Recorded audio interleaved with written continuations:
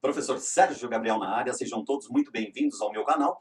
Vamos discutir hoje SA Futebol Clube. Você já ouviu falar da Sociedade Anônima de Futebol? Mais do que isso, você sabe que Sociedade Anônima de Futebol pode ser exigida já no próximo exame de ordem? Então vamos falar um pouquinho sobre a Lei 14.193 de 2021, que entrou em vigência, foi publicada no Diário Oficial, com vigência a partir da mesma data, 6 de agosto de 2021. Então, acompanhe esse vídeo com a gente aqui no nosso canal e você vai compreender bem. Se você ainda não segue o nosso canal, é só você passar a seguir para que você fique atualizado com todas as novidades que nós temos em termos de, principalmente, direito empresarial, exame de ordem e atualizações legislativas. Se você gostar do vídeo, depois ao final deixa o seu curtir. Se tiver alguma crítica, alguma sugestão, é só deixar o seu comentário. Então, bora lá para a gente começar a discutir a Sociedade Anônima do Futebol. Então, olha uma coisa, quando a gente pensa, para que serve essa Sociedade Anônima do Futebol? Lembra que há tempos atrás já se discutia, né, já havia previsão legal inclusive, de se transformar clubes de futebol em clubes e empresas. Então hoje a gente sabe que a maior parte dos clubes profissionais de futebol, tanto masculino quanto feminino, eles são organizados na forma de pessoas jurídicas sem fins lucrativos. Em regra são associações. Então já havia uma proposta anterior para que os clubes se tornassem empresas. Não havia uma forma de empresa específica para a transformação daqueles clubes até então. Veio agora a lei e propõe exatamente uma forma específica de sociedade anônima. Na realidade, a gente vai continuar usando as regras gerais da Lei 6.404 de 76, que é a Lei das SAs, mas com algumas especificidades que criam, então, uma sociedade anônima específica, Sociedade Anônima do Futebol. Então, o objetivo é gerir, né, melhor dizendo, clubes profissionais de futebol. Talvez aí um primeiro ponto falho da legislação, né? Porque ela não serve, não se presta à utilização para outras modalidades profissionais e esportivas. Ela trata tão somente do futebol. Mas o lado positivo é que a lei expressamente fez menção ao futebol feminino, né? Então, o que nos deixa assim muito feliz, porque normalmente o futebol feminino ele acaba de certa forma sendo colocado em segundo plano. Não foi o que aconteceu aqui na norma, a lei acabou tratando exatamente da mesma forma.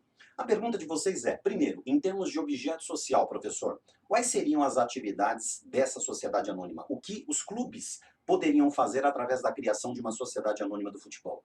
A primeira coisa seria a gestão do próprio clube em si. Então, o clube passaria a ser gerido por essa sociedade anônima do futebol. O segundo aspecto seria a formação de atletas. Então, ela poderia ter todo o seu investimento canalizado para a formação de atletas. Qual a vantagem disso? É que essa empresa também poderia livremente fazer a transação de atletas.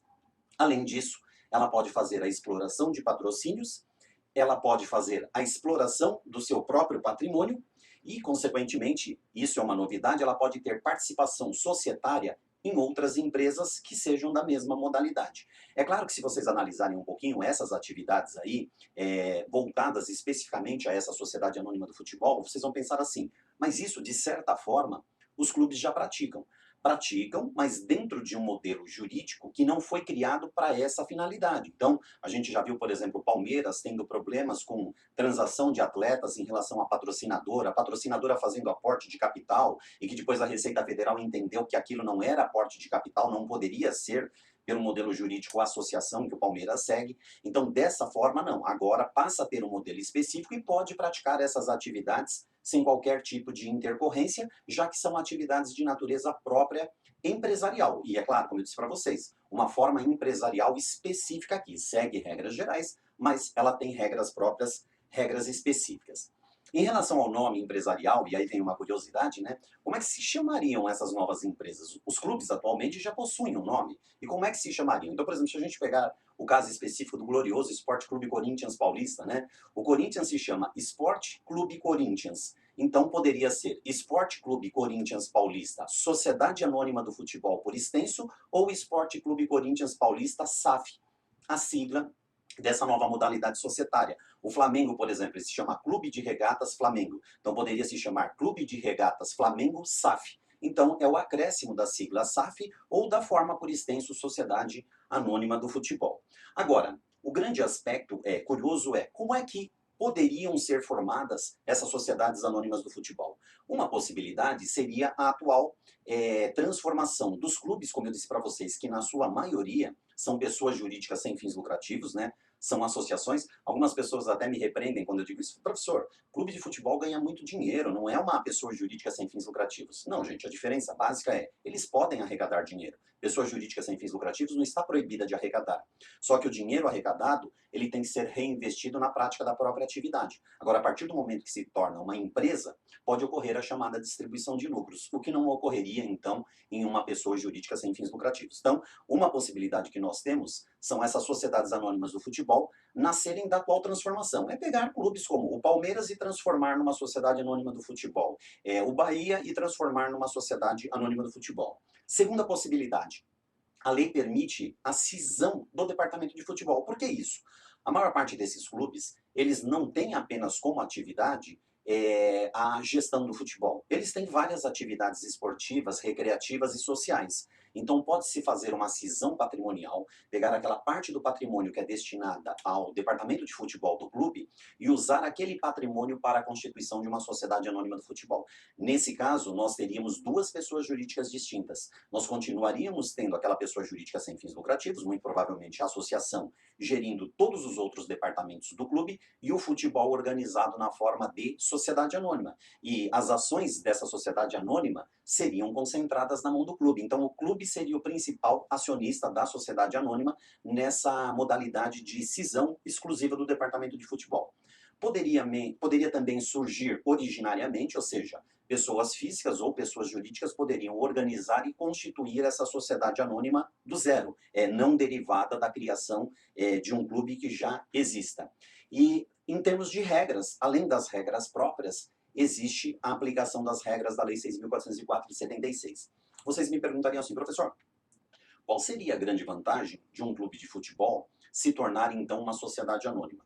Primeiro, porque se profissionalizaria a gestão. Esse é um aspecto importante. E segundo, e talvez aí o principal, a partir do momento que ele se torna sociedade anônima, a gente não pode esquecer que sociedade anônima é uma sociedade que ela tem mecanismos de captação de dinheiro de investidores. Então, se um clube eventualmente quisesse crescer, expandir as suas atividades, ele poderia fazer uso, então, do aporte de capital de investidores através de debêntures, por exemplo, que inclusive são previstos na lei.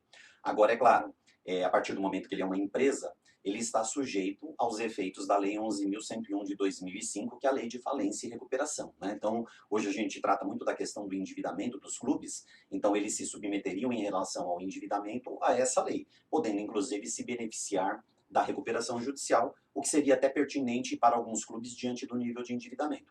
Agora, a grande questão é, por quê? Se a lei entrou em vigência em 6 de agosto, por que até agora a gente não viu nenhuma movimentação dos clubes no sentido de buscar essa conversão, sair da modalidade jurídica de associação para sociedade anônima? Porque um dos itens que nós tínhamos na lei aprovada pelo Congresso Nacional era um regime tributário diferenciado, porque hoje, enquanto associação, os clubes têm um regime tributário diferenciado, inclusive com a imunidade de grande parte dos tributos. Se eles simplesmente se transformassem em sociedade anônima, eles teriam que adotar aí, do ponto de vista tributário, o regime tributário de lucro real ou lucro presumido e passariam a ter uma grande carga tributária em cima do seu faturamento. E então, quando o Congresso Nacional ele concebeu a lei, e ele criou efetivamente o projeto que originou a lei, eles criaram um regime tributário diferenciado e específico, com uma carga tributária menor, se comparado à carga tributária que as demais empresas. Ocorre que, quando o projeto chegou nas mãos do presidente da República para ser convertido em lei, foi vetada a parte do regime tributário específico. Então, isso acabou desmotivando bastante os clubes, entre alguns outros aspectos que também foram objetos de veto e que eram dispositivos interessantes aos clubes. Agora, os clubes aguardam a manifestação do Congresso em relação aos vetos que a gente deve acompanhar aí num futuro próximo, porque o Congresso promete esforços no sentido de derrubar o veto para resgatar principalmente o aspecto do regime tributário próprio. Tá certo? Vamos encerrando assim. Mais uma dica do professor Sérgio Gabriel, como eu falei para vocês. Se ainda não estão seguindo o canal, sigam. Se gostaram do vídeo, curtam. Se tem sugestões ou críticas, deixem aí nos comentários, tá certo? Vamos encerrando aqui dizendo, empresarial é mais legal.